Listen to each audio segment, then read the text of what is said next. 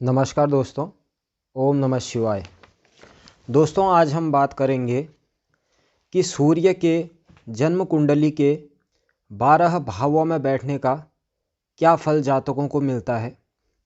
देखिए दोस्तों, सूर्य हमारी कुंडली का सबसे महत्वपूर्ण ग्रह हम उसे मान सकते हैं।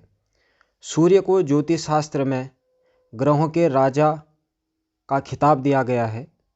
यह आत्मा का कारक है, यह पिता का कारक है, यह राजकीय कार्यों का कारक है।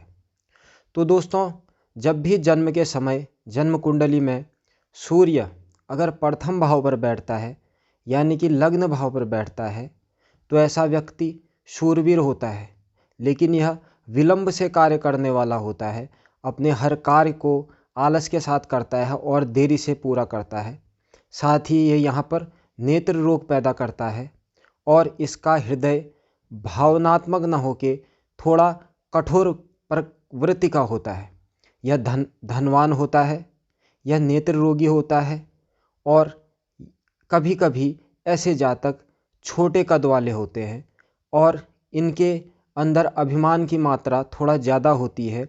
ये थोड़ी थोड़ी बातों को दिल पे लगा लेते हैं और अभिमान के कारण इनका क्रोध बहुत अधिक लंबे समय तक किसी के प्रति बना रहता है। साथ ही ये सर में रोग उत्पन्न करता है, लेकिन इसके लाभ भी हैं। ये राजकीय कार्यों में फ़ायदा देने वाला, ये गवर्नमेंट जॉब यहाँ पर दिलवाता है।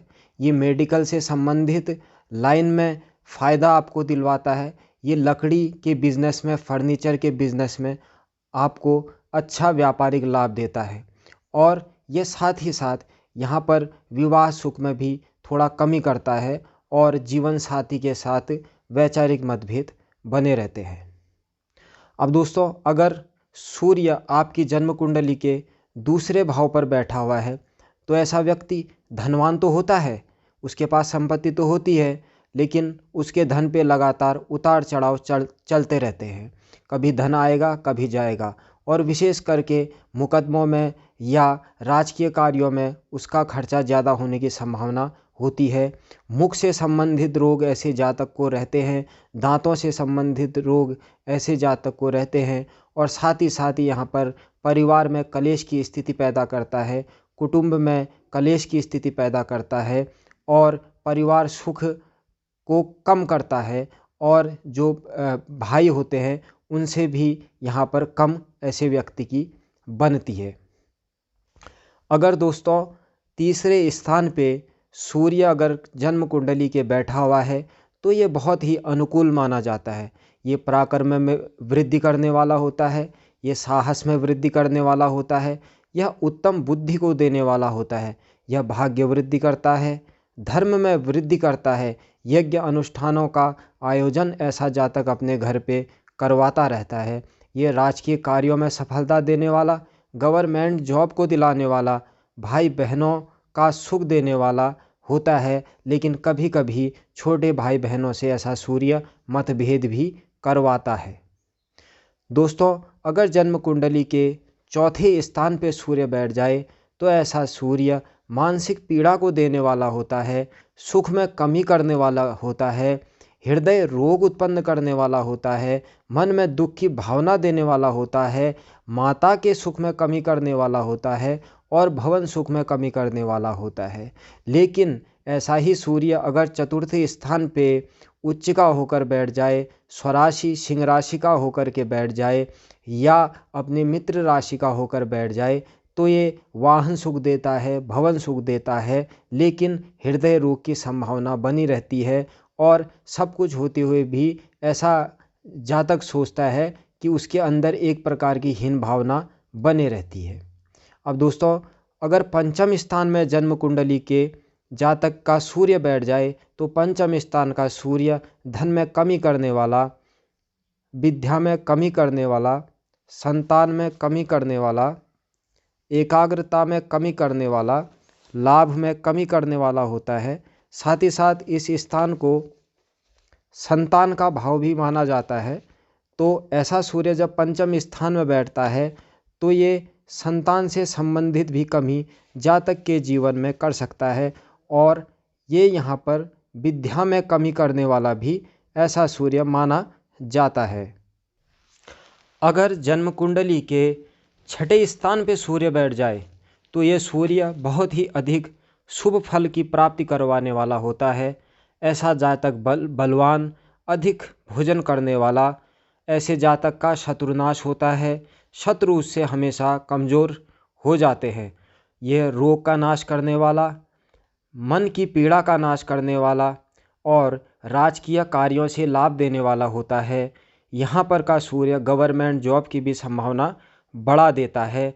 तो छठे स्थान में बैठ कर के ये 12वें स्थान को भी देखता है, इसीलिए यहाँ पर थोड़ा व्यय की अधिकता करवाने वाला यह सूर्य की स्थिति यहाँ पर मानी जाती है।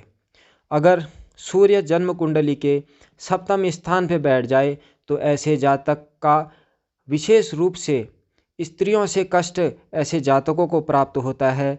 यह विवाह सुख में कमी करने वाला होता है और ऐसे जातक को स्त्रियों से अनादर की प्राप्ति होती है।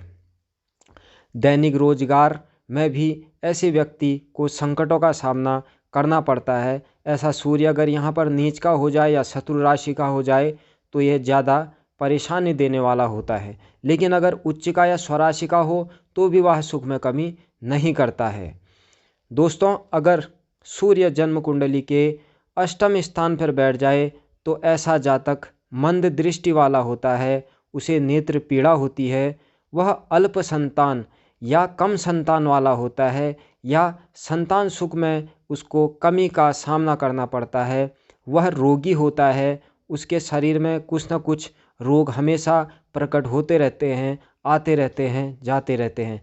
साथ ही यह कुटुंब सुख में कमी करने वाला होता है और धन में कमी और धन में उतार चढ़ाव देने वाला अष्टम सूर्य माना जाता है। इसीलिए ऐसे सूर्य के उपाय ऐसे जातक को जरूर करने चाहिए।